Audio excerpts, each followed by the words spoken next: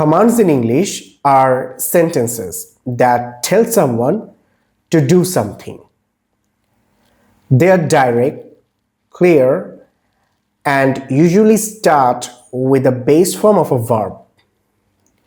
We call this the imperative form. For example, sit down, open the window, listen carefully. In these sentences, the subject you is understood but not stated.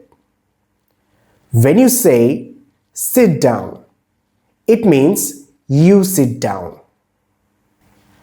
Commands can be positive or negative. Positive commands tell someone what to do, like turn off the lights, write down your name. On the other hand, negative commands tell someone what not to do.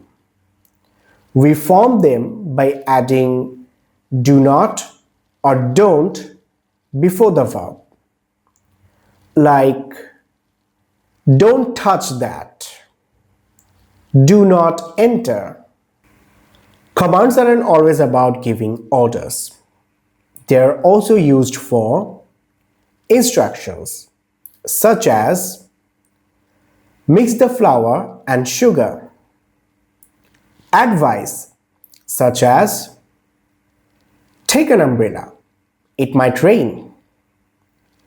Invitations, for example, come join us for dinner. Warnings, for example, watch out for the step. We can make commands polite by adding words like please or softening the tone. For instance, please pass the ball. Have a seat, please. Sometimes we use let's to make a suggestion that includes the speaker. For instance, let's go for a walk.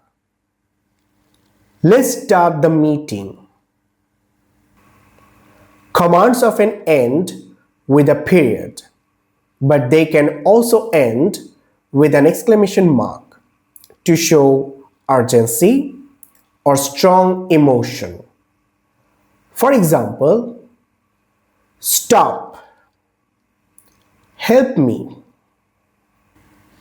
Here are a few more examples of common commands you might hear every day.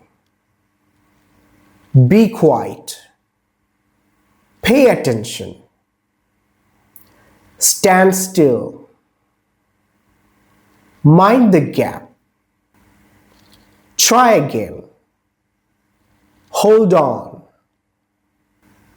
Remember, the tone of voice and context matter. The same command can sound friendly, neutral, or even rude, depending on how it's delivered. Mastering commands will help you give clear instructions, guide others, and express yourself more effectively in English.